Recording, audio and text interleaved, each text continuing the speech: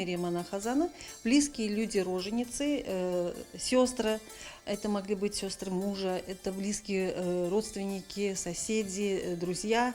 Они ежедневно до 40 дней, до исполнения 40 дней ребеночку, в этом хазане приносили роженице еду. То есть она не готовила. Она не уделяла этому внимания, она была занята собой, восстановлением сил, она была занята своим ребеночком.